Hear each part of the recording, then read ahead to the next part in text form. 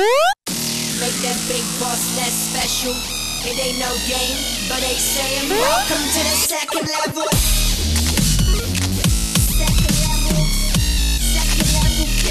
Second level. Hello, Internet, and welcome to episode 4 of Indie. Please add details. My name's Keegan. I'm one half Level 2 Gamers. Hanging out with Tom, the other half Level 2 Gamers. How you doing today, Tom? As per usual, I'm doing just fine. Thank you for cool. asking. I've decided I'm going to do, if those of you who are watching, you'll see. Those of you listening, hopefully you can hear a difference, because I notice a lot of times when I read the computer screen, I lean away from the mic.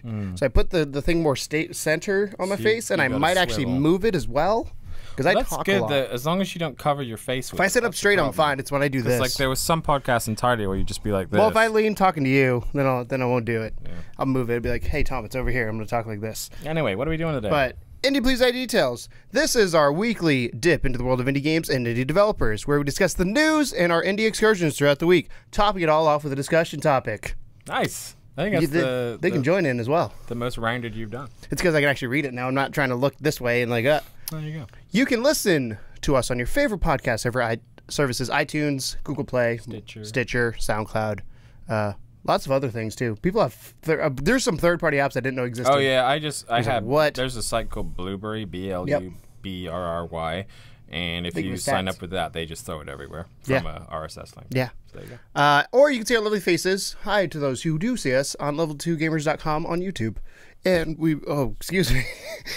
That was a Red Bull burp. And you can follow us offline on discussions on Twitter at Level2GamersSTL, or there's a link down for our Discord down below, which has gotten a little bit more active thanks to Tigrado and a few other people that are like, hey, I'm going to help you with this, because we can't be in there all the time because we're doing stuff. I'm also real bad at answering Discord. I'm a Twitterer. I was going to say, we have basically two audiences, I think, because we have the podcast audience, which we know are not primarily American, unless they all have really good VPNs that all bounce off Japan. But Japan loves the audio, and America mostly is head for the video. You know who we don't have an audience of? UK. Any fucking English people? Yeah, cheers, lads. But what I wanted to say was, I personally prefer the video if you can. Like, I know a lot of people love listening to us, and that might be on a train, much obliged. Or a car. Like, if you can't, if you don't want to waste your data on your phone or whatever. But mostly, especially with Codename Morpheus, less or so with some of the other ones. But when we're talking about like new trailers and stuff for games, we do have a sort of a green screen studio that we use.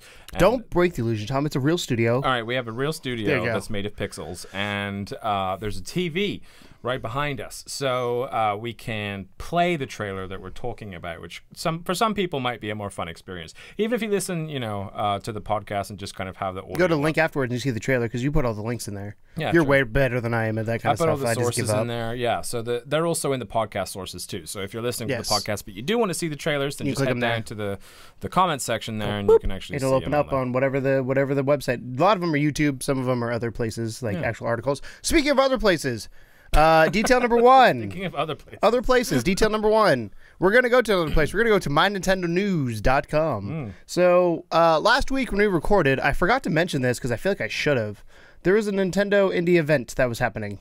Okay. And we missed the boat, I think, by a day. Did we? We recorded a day before it happened. Well. So that being said, Nindies. There's a Nindies to announce. Do you know what a Nindie is, Tom? You asked earlier. You didn't know what a Nindie was. Well, you told me what it was, so I do now. But it sounds to me like the Dundies from The Office. But no, the Nindies is the Nintendo Independent Competition, or I guess award show or something. No. It's not? Nindies is Nintendo Indie Games. Is that just their stupid name for them, or is it like an actual like? No, it's something somebody made up somewhere. It says Nindies Showcase though, so that's a showcase. That's like because they're showcasing Nintendo Indies. All right, whatever. It's like this. It's like the E3 showcase that Microsoft does. It showcases video games. Showcases Microsoft at E3. You're showcasing Nintendo Indies. The Bethesdies.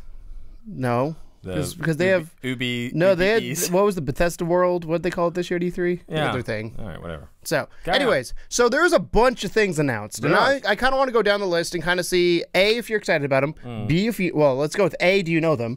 B, are you excited about them? Or C, do you think if you know about them, do you think it's a good Switch game, Nintendo game? Do you think if it's their the audience? number one most used phrase in the independent developer world right now is this would be great on a Switch. Just because there's so many of them that are so easy to play control-wise, and they're just like, this would be great to play on the go. Cause it's bite-sized, it's indie. But yeah, that's like it's like Vita 2, but the good version of Vita 2. Well, I wouldn't go that far. I would go that far. I think it's better than Vita, but it's going to be way better than Vita. Well, it's a full-on console. Of course So was Vita when they lost the PSP. Do you remember what they sold the PSP as? Console on the go. Yeah, on the go. Yeah, console on the go. What is Nintendo? A console on the go. But it's also just a console. On the go. But not always on the go. You have to be on the go with the PSP. Yeah, but you don't have to. You don't have to console it for the Switch. Words. You don't have to console it for the Switch. You can play in your bed. I guarantee 99% of people. An option with the PSP. I know. We're getting sidetracked. I know, but what I'm saying is the Did PSP you just wake up and was think, sold. The first thing Tom says, I'm going to snap at. No, because you're wrong. Anyways, here's what we need to know about what was announced at the Nindies showcase, the Nintendo Indie showcase. Super Meat Boy Forever from Team Meat. In this beefy sequel to the fan favorite original game, players will once again leap off walls, dodge buzzsaws, and perform incredible feats of 2D platforming. In this game, though, levels get more challenging each time they're beaten. With an updated control scheme, new ranking system, and daily challenges, players are going to want to keep coming back for seconds. Super Meat Boy Forever launches for Nintendo Switch in 2018. Clarification question. Is Super Meat Boy Forever just Super Meat Boy with extra things? No, it's a completely new game. It is a sequel. Okay. It's called Super Meat Boy Forever because theoretically this is the only Meat Boy you're gonna have to play because it's gonna get harder and harder every time you play it. That makes which sense. I like that. Yeah. So what do you think about you played? I'm assuming you played Super Meat Boy. I did. Did you like it? Yeah. Cool. Yeah, I mean, it was. It's not the type of game that I play often because and this is going to be a weird admission, but I hate hard games. Like I hate games that are those are the too best. hard. Because I get frustrated, and the thing that I want to be doing when I'm playing a video game is not being frustrated, and I don't mind I don't mind the risk reward. I don't mind the this took a couple tries to do it, but if it gets to the point where it's like my 100th try, like someone playing a Dark Souls boss or whatever, then I'm just like, no, fuck this. I'm not having fun anymore. This sucks, and I'll stop playing it. So I like Super Meat Boy a lot, but it did get too hard for me at some point, and I just kind of drifted away from it at that point. But it was a well-made game. Do you think it's good for Switch? Sure, perfect for Switch. I think it's perfect for Switch because you can play one level, you can play 30 levels and be done. Yeah. Anything level-based, I think, is good for Switch. And those levels can be like 10 seconds. Yeah, or they could be 4 hours if you're real bad like you, apparently. Yeah. I didn't beat the first Super Meat Boy. I got pretty far in it, and then as things happened, I got a new game that took my attention away. I want to get back to it because it's a lot of fun. That's unlike you. That's a me game. That's one of those games that I can play. Unlike hours. you, that's a me game. That's a me game. Like I love the platforming. So I'm not a you game. Yes, you're not a me game. Okay, you're a Wii game. Hey, but no, I love the 2D platforming, the challenge of it. Like it reminds me of Mario, and that's why mechanics were beautiful. Yeah, that's why I love that kind of thing. Yeah. And to me, it's hard but not unfair. And there's a difference. Not necessarily unfair. It's just that it requires a level of dexterity that you don't have. As an old man, do not have. You do not have. Yeah. We've determined this. Next one, coming out with another big hitter, Shovel Knight, a king of cards from Yacht Club Games. Tell me about it. The final adventure in the Shovel Knight the final adventure from Shovel Knight Treasure Trove Saga is fit for a king. Travel through 4 new worlds and 30 new courses to discover how King Knight ascended to the throne and became one of the Order of No Quarter. That's a tongue twister. Shovel Knight King of Cards launches on Nintendo Switch in early 2018. Do you ever play any Shovel Knight games? Clarifying question. Is this a traditional Shovel Knight game, or is because it's called King of Cards, I'm imagining it's like Gwent? Is it a card game version? It's a Shovel Knight game. It's a game. Sorry for the amount of clarifying questions. I did watch the footage of all these things. I've just forgotten them all. I did not play the other Shovel Knight, but I do know that it had critical acclaim and a lot of people liked it. I feel like it's a game I need to play because we're talking about games I would love. I would love Shovel Knight. I just never got around to playing it. Well, it's weird because Shovel Knight is one of those games that you usually rail on for being just like a pixel. Everything else. A pixel thing. Yeah, but they to me, they were one of the first ones that did it right. True. When it came to doing... In the new kind of era. Yeah. And now I think a lot of people copy that because that had so much success. True. That's my take on it. But I think this is good. The thing I've noticed here is a lot of early 2018s or 2018s in this. So they won't be coming out this holiday season. Yeah. But for those of you who pick up a Switch for holidays, you're going to have stuff next year. Switch is light, but they have the big hitters this year. I mean, I haven't yet had a chance to pick up Rabbids, but I'm really excited to try that one. I've heard lots of great things about that. Dude, Rabbids is like, that's the game that sold me that I want to get a Switch. Like, it's funny because I think of it as a first-party game, but it's obviously a Ubisoft game. It's like a double first. It's like first and third make friends and make a game. But they made a baby. The first and third made a baby. But I like also there's obviously Super Mario Odyssey as well. Oh yes, that's the other. That's the one that got me interested in the Switch. And the Rabbids sold me on the Switch because Zelda's a great game. I know I will never play Zelda because I've watched enough people play it at this point that I'm like, I don't care. I tried, I just haven't had a chance to get into it, and people keep yelling at me at work about it. Splatoon 2, I think I'd play a lot if I had a Switch because that game looks awesome. Travis strikes again. No more heroes from Suda51 and Grasshopper Manufacture. You know Suda51. You like that guy. I do. He's great. 7 years have passed since the events of No More Heroes, and the bad is determined to be the exact revenge on Travis Touchdown. Just like the original cult classic, players will have to battle through multiple punk levels. What are punk levels? I mean, punk themed. It says punk rock levels. Oh, I can read multiple punk rock levels. But yeah, I mean, they were just highly stylized. In defeat over-the-top bosses. Travis Strikes Again, No More Heroes launches exclusively. That's an exclusive to Nintendo Switch 2018. More details about the game will be revealed in the future.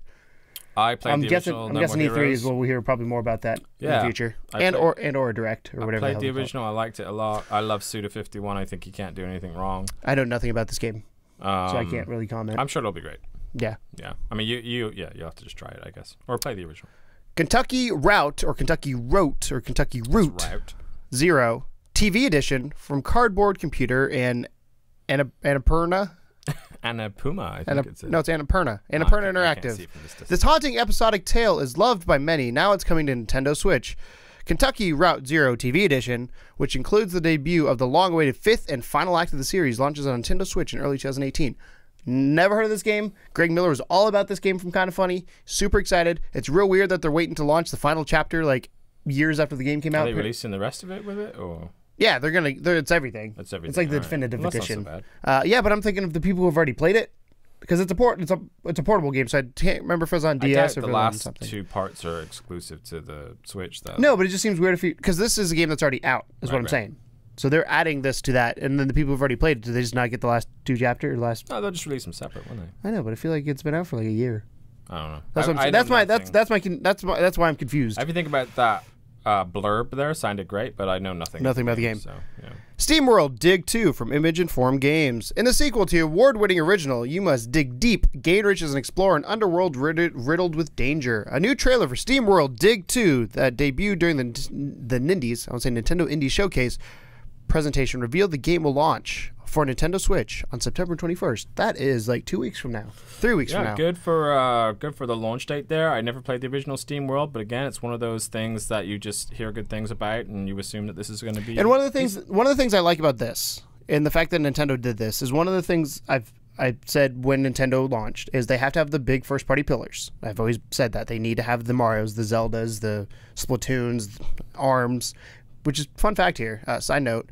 Can you name how many Nintendo Switch games have sold over 1 million copies, even though there's only 2 million units in the wild right now? I know you can name one. Say Zelda. There's one. And Mario Kart 64. Not 64. Yeah. Mario Kart 8 Deluxe. Zelda, Mario Kart, ARMS, and Splatoon. So every first party title that Nintendo's launched so far has hit over 1 million units, which is crazy. That's a hell of an attach rate. Because ARMS... But the people who buy the games early on. ARMS got really well received. Yeah. It's just one of those games that people are like, what the hell is this? And I think it's going to become a new Nintendo. I think it's going to be the Splatoon of this generation, where it's a new IP. I haven't played it. Because you didn't play Splatoon either.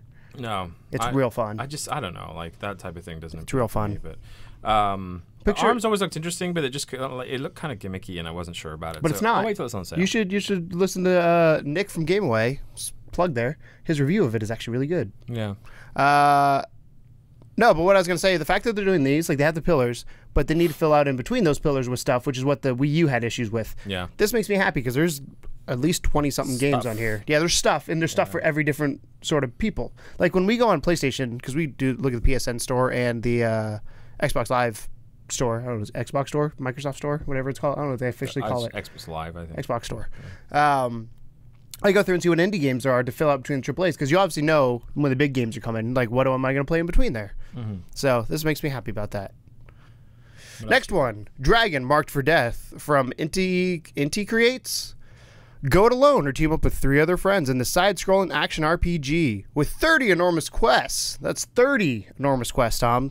4 classes to choose from. Players will have hours and hours of action to fight through. Dragon Marked for the Death launches exclusively on Nintendo Switch this winter. It's cool it's exclusive. Sounds real generic from that description. The name is definitely generic, isn't it? Dragon Marked for Death. But I think teaming up with people, side-scrolling RPG... Could be good. Pretty big. And I feel like this is a Nintendo audience. And they made a big deal out of it lasting long. Like they were saying, enormous levels, several hours, but I mean, I guess that could be like 2 hours. And like, you know what I really want to see? What's that? I probably won't go to PAX for a few years, but I'd love to go to PAX and see how many people have Switches and just play ad hoc. Because that's where I hear like people with DSs will they'll bring their DS to PAX and not even go to anything. They'll just play games with people, which is so cool. Because Sony and Microsoft don't have that. No, they never really had that subculture down. No. But Nintendo also never really got normal online down either. So yeah, it's a trade. I'm hope that's the last thing they can screw up from the announcement of Switch is the online stuff. If they fuck that up even more. If they keep doing this friend code bollocks, then it's going to get really. Oh, we're gonna have friend codes for a while. Yeah, I'm just talking about just matchmaking and.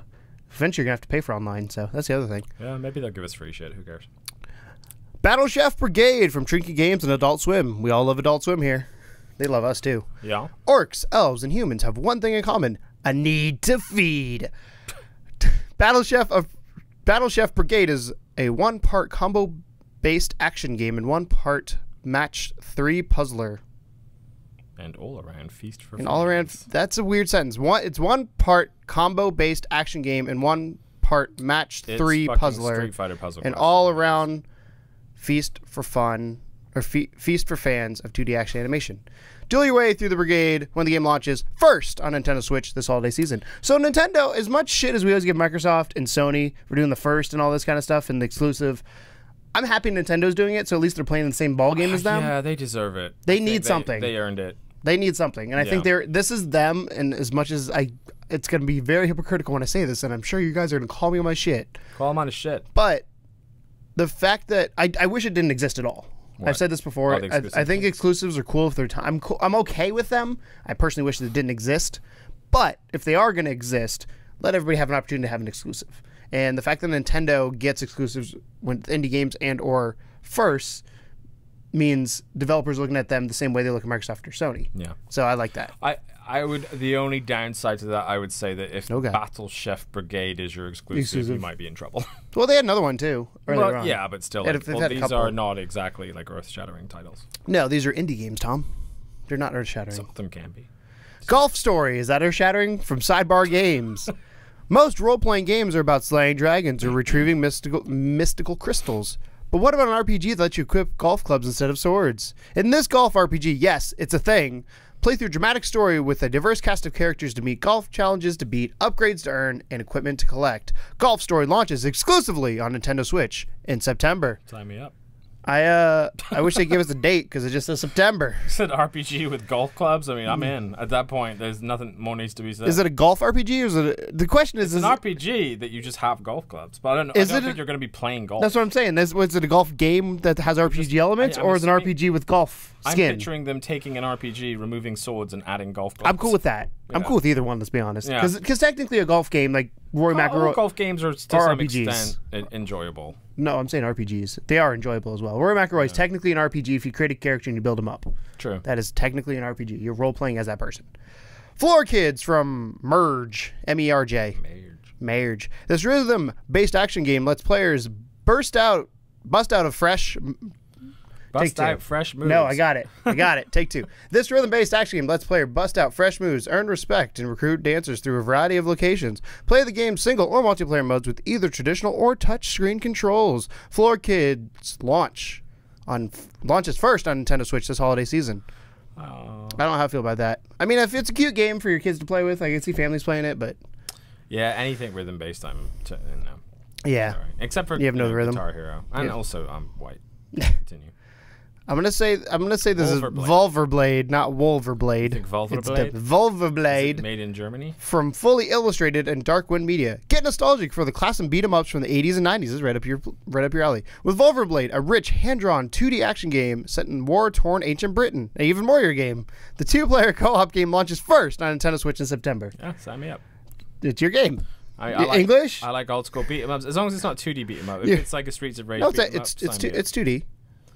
No, but I mean like it's not like a one-on-one in a Like a tournament fighter? style. Like a Yeah, fighter? I want it to be like I can walk around and punch things. That's what it sounds like. Double Because I dragon. think of beat 'em ups as the Ninja Turtle style walking around, but then I think of a fighter as like a fighter. yeah, Like a fighting game. It's different than a beat 'em up. it's- Yeah. Polybridge. This game I'm actually really excited about. From Dry Cactus. Flex your engineering muscles in this bridge building simulator that proves it's just as fun to fix things as it can be to watch them fall to pieces. Hundreds of levels, hours of physics-based puzzles will gear players up to create their own incredible bridges and puzzle levels to solve and show their friends. Polybridge launches as a console exclusive on Nintendo Switch this holiday season. This is on PC. It's already out. It's a bridge building game. And destroying game. I love engineering stuff. Because you're a nerd. Kind of, but I love the aspect of this because it's you have like X amount of resources, you have to build a bridge to get thing across. All of that makes me want to vomit. Oh dude, it's so much fun though. Yeah. It's so much fun. I don't believe it. How about Earth Atlantis, Tom? We got this for you. Earth Atlantis, I like Atlantis. from Pixel I like Perfects Earth. and Head Up Games. Sometimes. Did you say like Earth and Atlantis? I said I like Atlantis, and I like Earth sometimes too. Oh. So. As one of the last survivors of humanity, players must explore an underwater world and hunt down monstrous creatures / machine hybrids in this side-scrolling shooter. Earth Atlantis launches first on Nintendo Switch this fall. Style of game, not really me. The plot is definitely me. I was gonna say the plot sounded like you, and then I heard what it was. I was like, "Well, Depending on how good it is as a side-scrolling shooter, I would debate that heavily. Next Up Hero from Digital Continue Lots on and this. Aspire Media.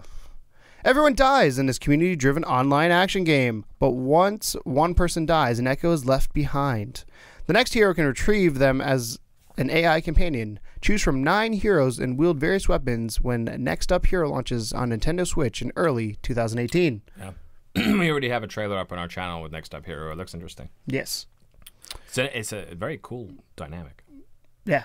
Taking over from the last guy. Yeah. It's like Dark Souls, but literally taking the souls from that person. Yeah. Mom hid my game from Chemco. I like the premise for this game. Players must push their imaginations to the limit in this hide and seek find a game about, well, seeking and finding a game. Mom Hid My Game launches for both Nintendo Switch and Nintendo 3DS family of systems later this year with exclusive stages. Issue I have with that is it the same build? Because the 3DS and a Switch play 2 different levels of game. I think it's going to be.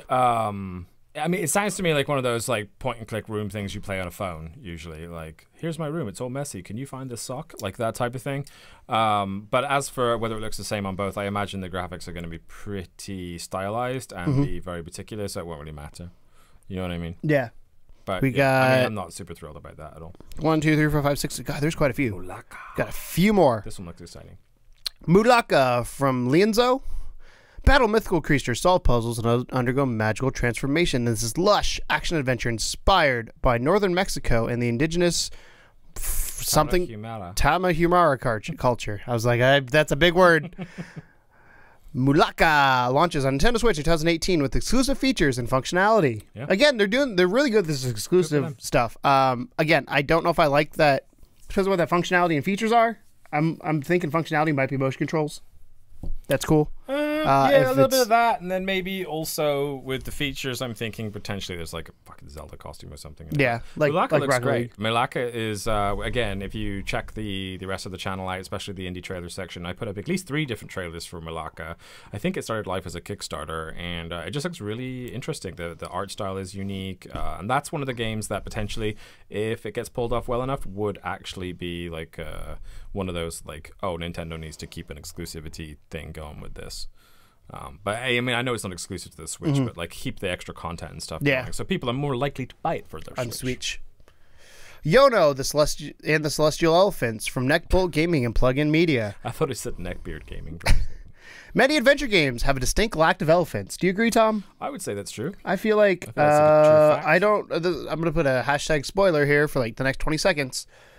Uncharted: The Lost Legacy has an elephant. There you go. I know there is. I mean, Far Cry had elephants. You could ride them. That was fun. Yeah. But yeah, there is a distinct lack of elephants. So spoiler is over. Could be more elephants. But that's all about to change. Yono is here, and he's basically a one elephant army that runs, opens chests with his trunk, butts headbutts bad guys, sprays water, and throws explosives. You know, normal elephant stuff. No. Yono and the Celestial Elephant launches as a console exclusive on Nintendo Switch on October 12th. I mean, headbutting elephants. Yeah. Do you remember Tembo, the badass elephant? That's the only other elephant game I can think that centers around an elephant. Did they ever make a Dumbo game? I feel like they made a Dumbo game. No, I'm sure they did at some point. I'm sure like SNES era did, because that's when they were doing it back with Virgin Interactive. Yeah. Morphe's Law from Cosmoscope. A new trailer that debuted during the Nindies showcase showed off all the uniqueness of this upcoming shooter. Morphe's Law launches as a console exclusive for Nintendo Switch this winter. That's a lot of information. That doesn't tell us anything. Can't handle that. Sausage Sports Club from Luckshot Games. I can only imagine. Before we read, Tom, what do you think this game's about? Tell me the title one more time. Sausage Sports Club. Wow. I just picture playing sports as sausages, as wieners. That's what I'm picturing. Yeah, I think it might be like a hot dog swallowing contest game. Players looking for physics-based sports games about adorable floppy-necked animals competing on a reality TV show are in luck. Sausages are animals now? Players looking for physics sports game about adorable floppy-necked animals competing on a reality TV show are in luck. I'm going to repeat that sentence again. Players looking for a physics-based sports game about adorable floppy-necked animals competing on a reality TV show are in luck. Great. That's a sentence I never thought I would say about a game. That's the majority of, I believe, America. So. Sausage Sports Club features multiple game modes, arenas, and playable characters. Plus, it can be played with up to 8. There's a little asterisk there. No, it doesn't tell me what the asterisk mean, but there's asterisks there.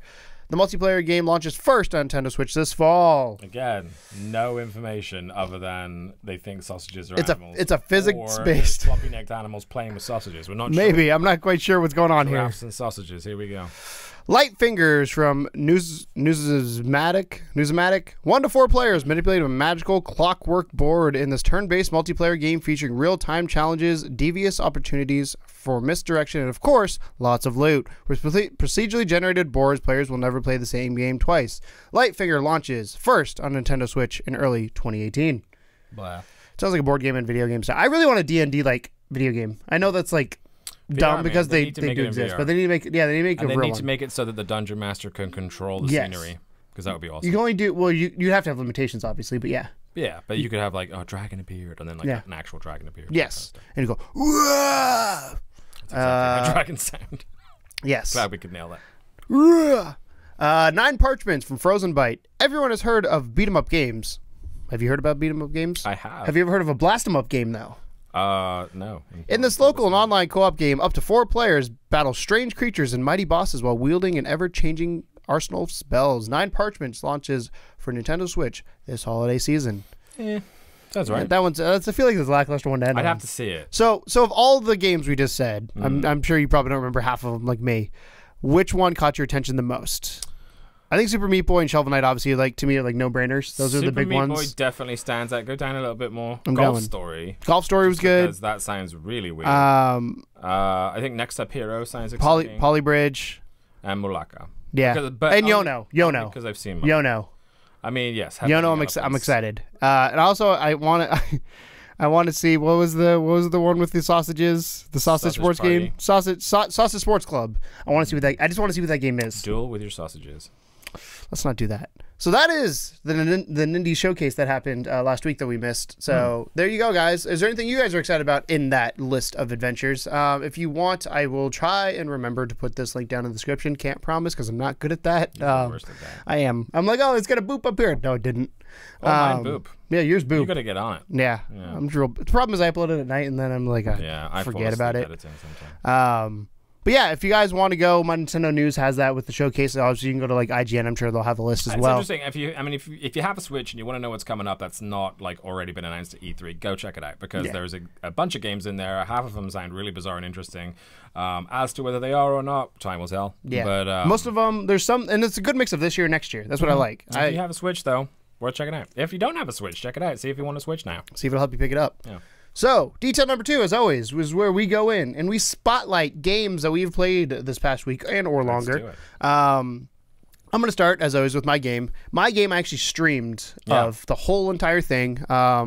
So you played the whole game? Played the whole game. I'll tell a story about that here once I'm going through. But spoiler, if you go watch that, it's the whole thing. Everything will be spoiled for you. I will try my best to avoid spoilers while discussing it because it is story based. It is, plot twist based. It's plot twist based. Yeah. So full disclosure, developers didn't pay us, but they gave us a key early. Was able to play it, and they said not to show after Chapter 3 before the launch date. I now understand why it said not to show after Chapter 3 before the launch date. Did you stream it before launch date? No, I didn't. I streamed it after, but I played it before. Gotcha. So I played it for a little bit, and I got to because I had to record the footage to put up to say, hey, here's this game we can check out. But then I didn't want to play past that because I wanted my reactions to be on the stream. Gotcha. So I was real urged because I've been super excited about this game. So this game it's weird for you, I think, because when you take a look at this game based on trailer alone, it looks like the saddest story of all time. Yeah, it looks it's like up. It reminded me of Firewatch, is what I thought of. I had Firewatch, the animations were beautiful in the trailer. They had no eyes though. That was creepy. The eye thing is definitely creepy, but to me, I just saw like old guy, and I just thought it looks like a narrative tale that is probably half interesting, but I would fall asleep. So Last Day of June, for those of you who don't know, is a story-driven, puzzle-based game. The plot is you and your wife are in a car crash. You then have to solve puzzles to prevent that from happening. And I'm not going to go any further in the plot after that, but that's what happens. How does that work in terms? Do you go back in time? So it's the same scene. So this is the game got a little repetitive because it's the same scene over and over, but there's different characters involved in that scene. Gotcha. So what you do with one character will affect what happens to another character, and it just goes on. And there's the way it works is to butterfly effect backwards. Yes, the way it works is so you start off. The first thing you are is I guess I'll spoil this a little bit. A little boy gets hit by a car. I'm not going to go any further than the little boy dying. You have to save him, and you have to save. So he dies, and the people in the car die. Gotcha. So you have to save both of them. So then you take over the little boy to prevent him from dying because they die because he goes out in the street to chase his ball. You're not always playing old man. You're switching between the characters. Gotcha. So then other characters get involved, and then plot twist happens, and then bigger plot twist happens, and holy fuck. And this event happens sometimes towards the end of June, one believes. No. No? No. So what is it called? Is there a name June? Yeah, there's so that's why. June. That makes sense. Yep. So that's why. There you go. Because I was like, it's going to be end of June. I mean, it could be end of June technically, but I don't think it is. It looks old to me from the pictures, screenshots. It's awesome. So one of the things I stopped with this game a lot is stop and take screenshots because it is a pretty game art style wise. It's about 2.5, 3 hours depending on how much I was going to 100% it, and if I 100% it, probably would have been 3 hours, but I didn't. You have memories you have to go collect from the different people, and then you can look in the scrapbook after the fact. And I think I only ended up missing 4 total, and I played for 2.5 hours. So it's not a long game. It's $20 full price. It was on the pre-order sale if you picked it up. I actually bought this. We got the key, but I bought this game because I pre-ordered it because we didn't know if we were going to need a key. And I was like, I want this game because it looks really cool. And the complaint I think I have for the game, the big complaint overall, is the repetitiveness of what I had to do. At first, it was fine replaying. So the way it works is you see the scene of them going, they crash the car. You don't see him crash, but you see him fly off the screen. And then you become the boy. You then have to prevent him from getting hit by the car, which sends him off the scene. So you have to solve something. And then you watch what happens because of that. Okay. And they have these little cards that switch in and out. So you have multiple things. So the boy could do this, or he can do that. So he can chase his ball on the road, or he can go do the thing that solves it from the crash happening. So it's relatively simple? Yes, it is relatively simple, but I like that because it's one of those games going into it I knew I wasn't going to play until dawn with 50 different options. It's like, I think total there's maybe 2 to 3 options per character. Okay. Other than the very last one, there's a couple options. That's where the real big holy fuck moment happens. So you go in, you change these things, and then it replays the scene based on what your actions are. So as you go play each character and you change something, the scenes change, you replay that scene. But if you screw it up, you replay the scene, you can't skip it. You have to sit there. But one of the things they did to counteract that is they have, like, I guess I'd call them checkpoints. So with the boy, the way the boy worked is you start in the backyard every time. That's your spawn location. And you could go play with the dog with the ball, and the dog would hit the ball into the road, and that's how the boy died. If you wanted to switch, say you were on a different scene, you want to switch back to that, if you just go up to the boy or the dog with the ball, it'll automatically set that scene up. So you skip the play part of it, but you still have to watch the video of the effect of what you just did. Yeah. Interesting. So that was cool with that. But watching that same video over and over again, especially when you fucked up, you're like, I know I fucked up. Like at some point, like any puzzle game, you're like, I know I screwed it up. There should be like a fast forward. Yeah, there should be a skip this or fast forward or something with it. But I really, really, really, really, really, really love this game. It's on my game of the year list. I text you when, I think it was when I was done playing, or maybe the next day. I was like, holy fuck, that was awesome. What was it that gotcha?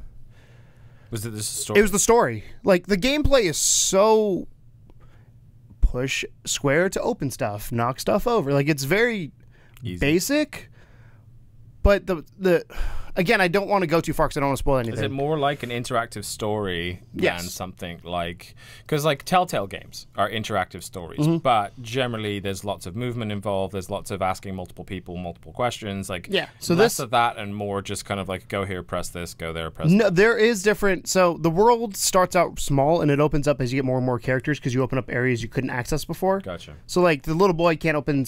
There's gates in the yard. He can't open them because he's too short. So, when you become one of the adults, you can open those gates, and then those gates, when you go back to the little boy, you can then go in. They can be open. Yeah. So. And the way they did it is there's paintings of everybody in the living room, and you start out and you're in the living room.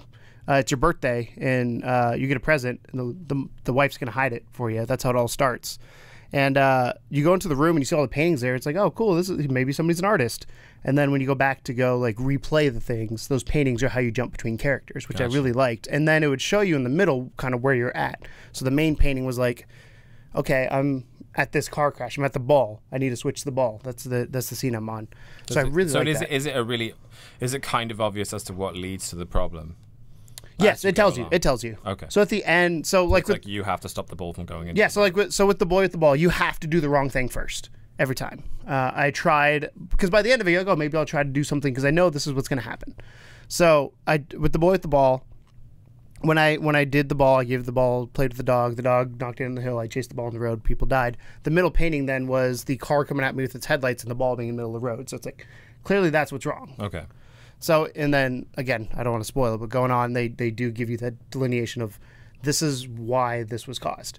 It did get trickier with what you had to do as the world opened up more, which I liked, because I wanted... Because you're sort of shuffling multiple characters. Yes. Yeah. The part that I really just kind of drove me crazy was the repeating stuff. Yeah. So, like... But that's the hook. That's the game. Yeah. You know what I mean? That's literally the gameplay. Yeah. I was there for... I could have watched a movie and still been happy. But the story was really well done. Congrats to the developers on that. I don't know how many there were working on it, but it was really well done. It's PC and PS4. It's not on Xbox, sadly, but it was an amazing experience. Like I said, the story is what made it. If you are a story fan, like a story-driven game fan with little gameplay, you'll love it. If you want to have more of a story or more of a gameplay thing, you're not going to. It was real weird because you drive the car at one point, and I'm used to R2 being gas and it's X is gas. It's like, oh. One of the things I did know too, that I noticed too, is the little attention to detailed animations. Okay. So at the very, very beginning, the way the whole thing sets off is you have to go get your wife get her sweater out of the car. So the car is parked facing you and you're coming up from the front left of the car. So instinct says open driver's side door, grab the sweater and just get it and you'll be done. Well, you open the driver's side door, he's a young man at the time because it's a memory, but you see the young man reaching and can't reach it. So you're like, oh, I can go to the other side of the car. And then you're like, oh, so I can do this. So you learn, and then that comes back into play in other situations without the game. So they're really good at showing you what you need to do. Foreshadowing. Also just showing you mechanics that you can do. Because if they just said, hey, get the car, grab it, I wouldn't have known I could open the other door. Right. And then there's a few other things that you find out through like just normal gameplay that's like, oh, so I can duck through this gate or I can do this or whatever it may be. So it's really well done. I really love the art style. I really felt for the dude because he becomes handicapped, so he's in a wheelchair. During the car accident, knocks him out. Paralyzes him. And it made me realize how hard it would be to live in a wheelchair. So we talk about able gamers a lot. And there's one of the scenes is he's hungry. Like one of the first scenes is he's hungry. You go to the fridge, nothing in the fridge. You have to go wheel over to a shelf and grab a can of soup off a shelf. Well, he's in a wheelchair and the shelf's up where a normal shelf would be. And him trying to struggle is just like, I know they did it for heartstring reasons, but it's just like, oh, this is so sad.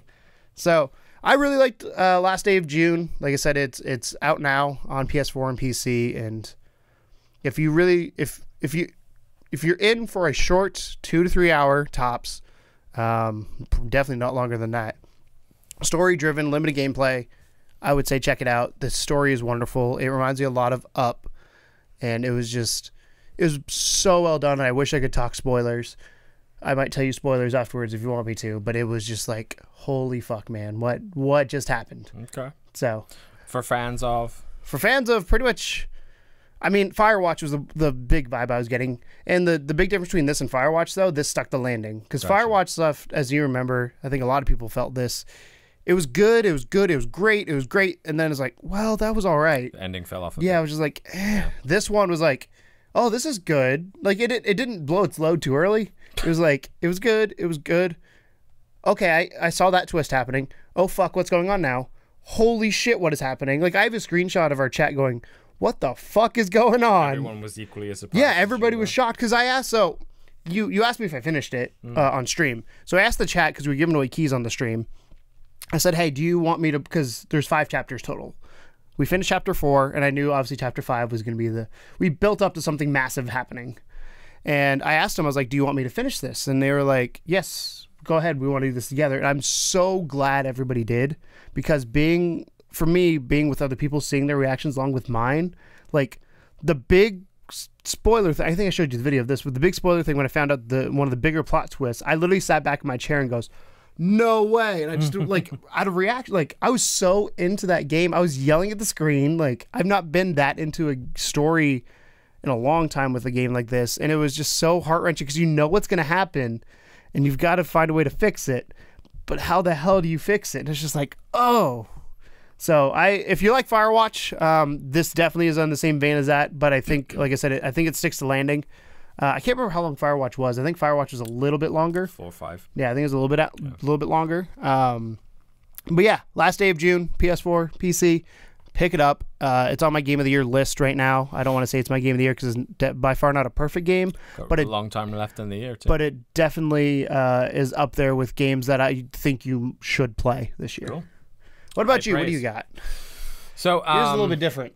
I did. So I chose this week to pick a game that I thought. I mean, I don't know if it technically qualifies as indie or not, to be honest with you. I mean, it's definitely on the cheaper side, and it's one of those games that you look at it in the PSN store, it sparks your interest a little bit, and you think, well, do I go for it or do I not? And in this particular instance, it is a Korean horror game. I'm going to challenge you to do an indie game that's not a horror game. I mean, I have. Just not this week. Not the last 3 weeks? I don't remember what I did last week. Yeah, last 3. I would if you didn't change your note. Yeah. Hey! There you go. No, I think you did. I think you've done horror the last 3. Well, I just like horror games. I enjoy playing them. I know. Anyway. And since only one of us plays them on this channel, someone has to represent. So, yeah, so it's a Korean horror game, and it has one of the weirder names of any game I've played in recent memory, and that is White Day, a Labyrinth Named School. I mean, it's not really. So the question is, sure, is the Labyrinth named school, or is it a school named Labyrinth? It's an over dramatization. I know that I butchered that word, but an You were making fun of me earlier for my reading ability. You can't speak right now. I can't even speak. An over dramatization of just like, you know how like when Japanese people do anime and stuff and they just make, oh, this is the greatest thing since blah blah blah blah blah, and like it's just like it's hyperbole. or hyperbole. Hyperbolic. Hyperbole. Hyperbolic is, So is the word you're trying to come up with. I'm sorry. I'm like my brain is all over the damn place right now trying to explain this game. It's so bizarre. But yeah, but it's just one of those kind of random Japanese tag words. The same as, any episode of any anime you've ever played. White Day is what I'm going to refer to it to from here on out because a Labyrinth Named School. I'll refer to as WD. WD. Good old WD. So White Day is a first-person survival horror with numerous adventure game elements and a plot background based on the ancient Chinese religious studies of Taoism, mainly Wuzing, Feng Shui, and Qi. Bless you. The game has multiple difficulty modes that you can choose from, with hard and real difficulties only unlocked later. I wonder what real. Do you like that? Well, like, they don't give you the option right away. I can understand, like, brutal difficulty, like being locked, they have to beat the game because they don't want you to fuck up. But I feel like you should let the player play whatever difficulty they want. I think hard should be a choice from the beginning. Yeah. And like you said, like an extreme or whatever should be an unlock. But yeah, I mean, I always go normal so it doesn't affect I always do whatever default is. Yeah. Unless I'm doing it, unless it's something I want to play through quickly. Like, pull the curtain back here. Whenever I record a video for a gameplay, I always put it on easy because it's way easier for me to progress through and show it off so I don't fuck up as much. Well, you're better video games than I am. It's debatable. The game has its own heads-up display. That's called a HUD, kids. Where there is a heartbeat icon showing the health conditions, a compass, which you will acquire early in the game, and a square showing the current equipped item. There are no weapons in White Day, as you assume the role of Lee Hyu-min, a typical high school boy student cooperating with Hang So-young and Sol Ji-hyun and Kim Seung-oh, yeah, I know, who are also trapped in the school with you. You have to go through the school and ultimately escape unharmed by the numerous threats that want you dead. The game uses a multiple choice-based conversational system, which is rather known as conversation tree or dialogue tree. A normal feature in adventure games, the dialogue choices you make when interacting with the NPCs affect the story progression and the ending you get. There are 8 different endings you can get, each determining which girl you end up escaping with or dying with, depending on the girl. So the rest of this is on Wikipedia. You can read this. But basically, as a brief explanation of how this game works, White Day, a Labyrinth Named School, is a Korean horror game where you are a transfer student that just came in. I feel like every anime or like I'm not ignoring you. I'm Japanese trying to game. find something for the question here. That's fine. Just FYI. I feel like every one of these types of games starts with like a transfer student coming into town and then everything's all gone all crazy. And he sees some girl who drops her book that he likes her, and he picks up her book and goes to try and take it back to her. For some reason, she heads over to this really spooky school, middle of the night, just kind of, typical horror movie scenario, but in a school. And he wants to give the book back to her, casually and cool like. So he enters the school and then he kind of notices instantly that it is super fucking eerie in this school. Everything immediately looks like a horror game the second you're inside. So you're already thinking like, okay, this is just a school at night. It shouldn't necessarily be as terrifying as it is right now. But anyway, as you progress, it is all first person and it plays more like a typical adventure game or like a walking simulator where you can press stuff like Edith or Edith Finch or one of those types of games. There's not a huge variety of, there's no strafing necessarily or dodging or anything like that. There's no weapons as I stated earlier. It's basically just an exploration game. So you're sort of digging around this school. You can like look at things from different angles and open drawers, and you do have to do a certain amount of just like digging around to find the things that you need to progress. And it's not hard per se, but it don't necessarily make it super obvious what you're supposed to be doing. So as you progress in, you determine that the janitors at the school are pretty mean, and they will kick the shit out of you if you go anywhere near them. At one point you're in a vent and you witness this attack happen from one of the janitors, and then you realize that you can crouch and run, and you should probably do one of those two things. Crouch and run, or crouch or run? Or run. Okay, I was like, a crouch run would be like a duck run, which would be funny. hysterical That would to watch. be way funnier. But yeah, I mean, it's a first-person kind of survival horror with no weapons, so don't expect to be like picking up knives or guns or whatever to take on a bunch of janitors. You can't even pick up a broom. They're just going to chase you down and beat the shit out of you. So it's a purely survival game. It is a puzzler in a sense because there are lots of locked doors. There are lots of sort of things like, oh, you have to get this key, and then find something that melts them together to make a special key. And It's called crafting, Tom. It's like the Escapist. You have to get a key mold and a little hot whatever water putty and put it together, and you got a key. It's a little easier than the Escapist to do that stuff. But yeah, I mean, the atmosphere is good. There's like shaky doors here and there. There's some flickering lights. Every room you go into is dark. Therefore, you have to find the light switch before you find anything. And once you find that, whatever's in the room might be a surprise. Obviously, if you are stomping around the place and the lights are all on, the janitors will find you relatively quickly. At the beginning part of the game, there are no janitors, so it kind of just gets you used to the mechanics and the idea of walking around this school. And you do run into the female characters, and you start having really kind of bizarre conversations with them, as only the best Japanese dialogue trees will let you do. And sorry, Korean, not Japanese. So basically, I didn't get massively far in it, but the first thing I noticed was that the graphics were not great. And it's an indie game, so you don't expect them to be like stellar, but they're not that fantastic. There's kind of everyone has like a bowl cut. There's no like real effort made into the CG scenes or anything. They're fine, they're passable, but you're playing a cheaper game. And the movement and everything like that is a little bit sluggish, but I had fun from what I played. Like it got my interest enough that the puzzles were something I actually wanted to pursue. A lot of the times, if I find a puzzle that I can't find the answer to relatively quickly, then I'm going to be like, okay, fuck this, I give up, I'm going to do something else. Like I said, I don't like things to get too hard, but nothing seemed to be too hard for me, but it was at least interesting.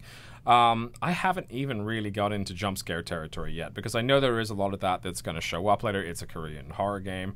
Right now, the only real threat that's been introduced is the janitors that are sort of chasing you down, and you have to hide from them from classroom to classroom, almost in a like Amnesia Dark Descent style, where the majority of your game is spent like in the dark hiding from monsters. But I want to say I just pulled up the Steam page here real quick because I want to see how much it was. $30 for it, and also they have DLC for beachwear, because why not?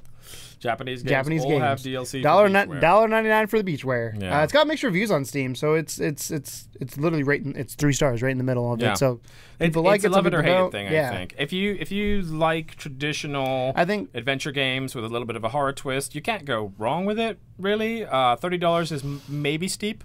I think it would sit better with me at 20. But this is a infamous franchise in Korea. Like, this is a long running thing that they've kind of ported from many other places. And on the plus side, they are making a VR version of this, which I do think would definitely give it a kick. Give it a notch up. Yeah, because the first person stuff is great, but when you're actually walking around a haunted Korean school, it would be a whole other level. Different ballgame. So yeah, I honestly really enjoyed it. It's not super complicated. It's not graphically a beast or anything. But if you want a little bit quirkier adventure game, puzzler, horror elements, and you don't mind semi-terrible dialogue, then it's worth a look. So yeah, White Day, A Labyrinth Named School was the game. PC and PS4. There you go. Both of ours were PC, PS4 this week. No Xbox. Sorry, Xbox people. Sorry, bets. So what I was saying before, when I was like, I'm not ignoring you, I'm looking something up. Detail number 3 this week. So Jeff Keighley, you know who Jeff Keighley is, right? Yeah. The guy who used to be on G4 and a lot of other things. He's kind of well-known guy in the gaming industry. Yeah, he do the video game awards. Yeah, that's what this is about, Tom. So Jeff Keighley put on Twitter a couple days ago, "We want your idea for Game Awards. Please come with your... No, we want your idea for Game Awards too, so please come with your ideas. A working session, such an exciting year for the show." Those of you who don't know, the Game Awards this year is December 7th. I like the Game Awards. They're pretty much the first award ceremony for video games that treated video games with any kind of respect. Yes. So I want to... There's one in particular I noticed, and because I was like, okay, what should we do? And I responded to him like, it'd be cool to have like podcasts like us showcased on it. Maybe not us, but like people who do similar things to us. Because that's maybe too small. It was just a promotion pack. Yeah, it's just us. But no, like people like indie podcasts and stuff like that going on, where it's like show content creators behind this. They did Boogie 2.88 last year. They did. So they had him. YouTuber. They had that guy screw up the Need for Speed thing. I think. Oh god, that was poor. That poor man never recovered. But they did have live bands and stuff, which I really like. I love when they have the live bands. A lot of people were pissed about that. People said less music, and people said less celebrities. Fuck that. Those are the two things people said. But the one in particular that I want to point out here is good old Jordan Cunningham, otherwise known as @JordanDC87. That doesn't matter. You can follow him if you want to. Props to that guy. Free shout. There should be an award show for best game on each platform. Example, best PS4 game, best Xbox One game, best Switch game. To which Jeff Keighley replied, honestly, it's just too many categories to split up by platform. Jordan responds, I understand, but having a best FPS game, but why not best PS4 exclusive game? Doing an exclusive for each console is only 3 awards. Jeff responds, slippery slope. I think he screwed up here. Then you. We have to do each mobile platform, PC, etc. I want to focus on the crafts, art direction, sound, narrative, etc. So, what I was thinking is we are an indie show. It's dangerous. We show off indie games. Should there be an indie-only game show? I mean, there are. There are indie award ceremonies. That's what I meant. Not game show, but award ceremonies. They're not on the level televised. That's what I'm saying. Should there be one for indies? Because the reason I ask that is indies, I look at it as kind of its own ball game. Because if you look at anything else, what defines an RPG? It's the elements of the gameplay itself. What defines a shooter? It's the shooting mechanics. What defines a sports game? Sports mechanics, so on and so forth. What defines an indie game? It's independently built. So that can include any of those things. And then if any of those things are going against this, say there's a first-person shooter indie game. We're going to use Misfits. I know it's not out yet, but I'm going to use that as an example. Misfits. If Misfits is going against Call of Duty, who do you think is going to win? Yeah. Call of Duty. They do best indie games, and they do show off some of the indie games, but I feel like that's one.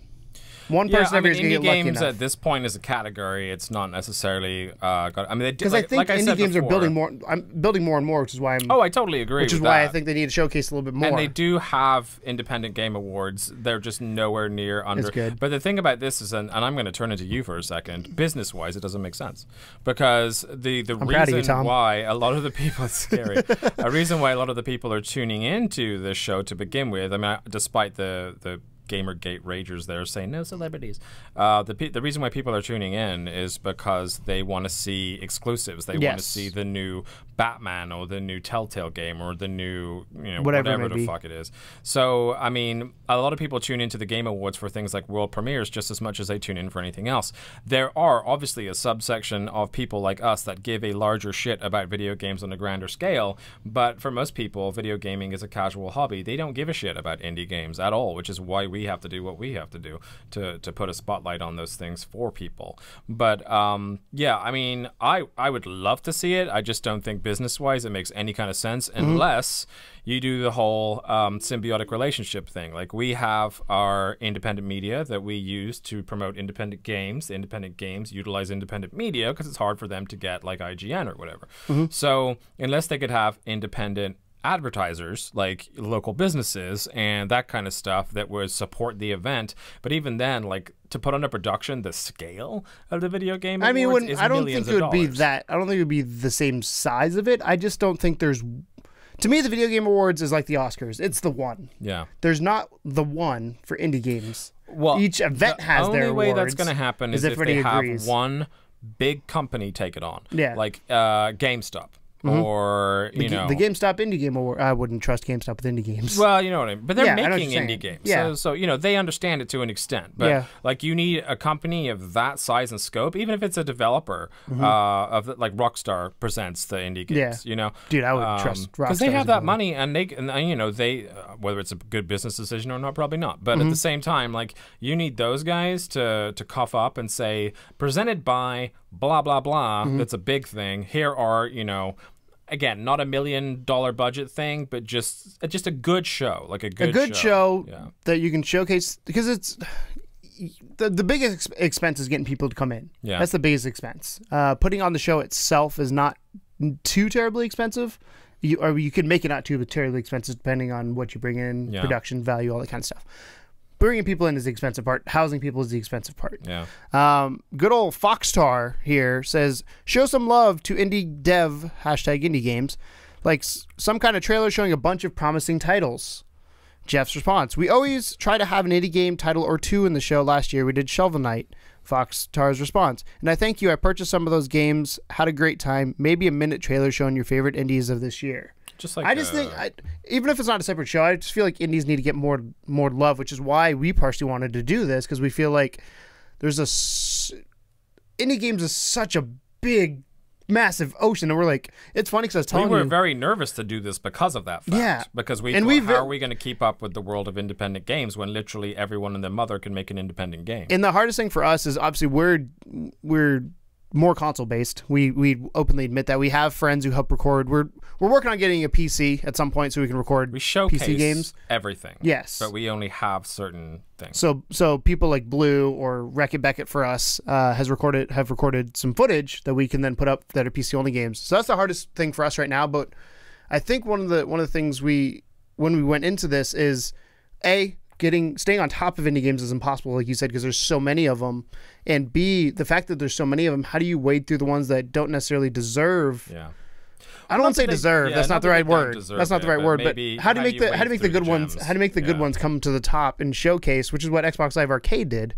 So that's kind of where this show came from. So even if it's not a separate show, I want something, as you know, I love my fucking indie games, and the hardest thing for me is, like, I go through IGNs, I go to GameSpots, I go to like 4 different places to get all this information together for this show. I go to my Nintendo news, Twitter. Twitter's a great place for that. To get all this information together for this show, and it's just like, why is it so hard? But there should, if somebody should be a con though. Like I feel like the cons are filling that gap to an extent, because if you think about it, like us, right, YouTubers in general, right, you're gonna have your like VidCon and thing like that, where they're never gonna. I mean, think about how much bigger some YouTubers are than the independent game developers that are out there.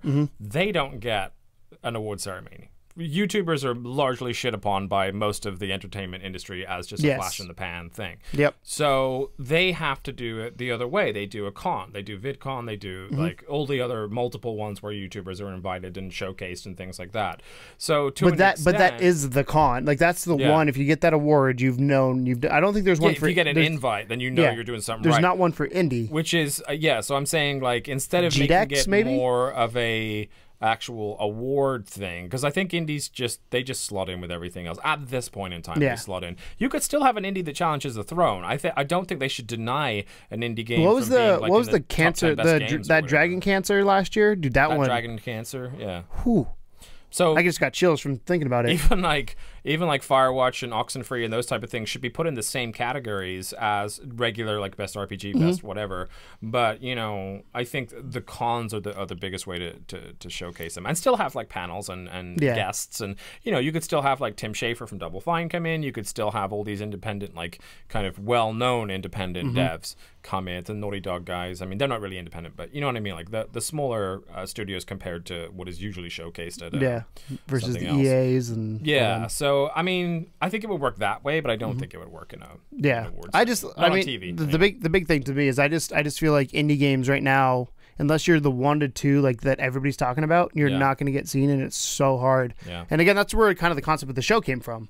And we're still not covering anywhere near as many as we'd like. I mean, we take a fucking army. We only have 1 hour to give you this. Well, hour and a half to give you this information. So the way that we tended to structure it was have a piece of like the biggest piece of independent game news at the beginning of the show, talk about personal experience of the games we've been playing in the middle of the show, and that's where we kind of show off and say, hey, these are games we think you should play, or potentially games you should avoid. Or avoid, And I've yet to come across one of those yet. I think I found one the other day that that was like, I almost bought it, and I was like, I don't know if I want to spend the money just to tell people it's bad. I can't remember the name of the game is, but I might just tell you it's bad if I remember the name of the game. Fair enough. So what do you guys think? Do you think the indie games should have their own thing? Do you think it should be a bigger part of the Game Awards? What do you think of the Game Awards? I feel like the Game Awards, as you said, has gotten a lot better.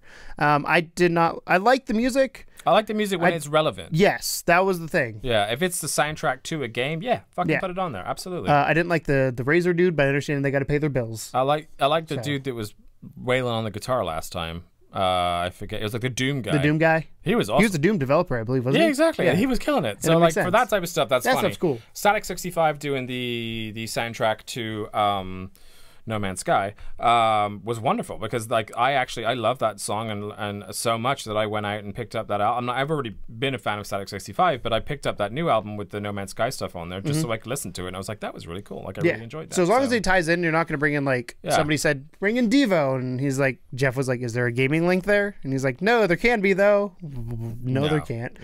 Yeah. So I mean, the other big issue with the Game Awards that I read on Twitter was just the lack of awards that were shown on TV. But then the show would be 5 hours long. Exactly the same as the Oscars, though. Yeah. You know, you don't get to see the best sound effect guy on the Oscars. Yeah. You know, because they'll do best score, best song, but those are not the big sexy awards that they give out. So they're never going to give you like a best 3D mapper. Come on down, John Smith from so-and-so game studio. Like, that's not going to work on TV. So I to an extent, I get that. But they should still talk about it. They should still say, like, and so-and-so from this Honorable company mention. won this, and so-and-so from this company bring it up this. and bring it on screen somehow. Yeah, whether it's don't necessarily make a whole whether it's big before deal out of it. a commercial break. Yeah. Or whatever it may be. This was Indie Please That Details, our weekly dip into the world of indie games and indie developers. We would discuss the news, our indie excursions throughout the week.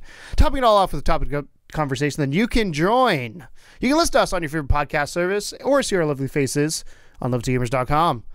Continue the conversation offline, or technically online, but after the show is offline, at Love2Gamers STL. You have to clarify that every time you say it. Offline, but also I love online. how that's not even part of the thing. I just do it. Or you can find us on Discord in the link down in the description. We'll talk to you there. But I would love to know what you guys think. If there is a game, or if you are an indie developer, or if you know an indie developer, reach out to us. Devs at Level2Gamers STL, or sorry, Level2Gamers.com is our email. Devs, DEVS, at level2gamers.com is our email address. If you guys have something to you want highlight to your game, if you have a press kit, go ahead and send it there. We'll gladly talk to you about it. But that is our show for this week. We had some Nindies. We had Last Day of June. We had White Day, a Labyrinth Named School. Make sure I got the name right. And then we talked about whether it should be an Indie Awards or if the Game Awards should have more indies in them. What do you guys think? Thank you guys so much for watching. And as always, welcome to the second level. Bye. It ain't no game, but they saying welcome to the second level.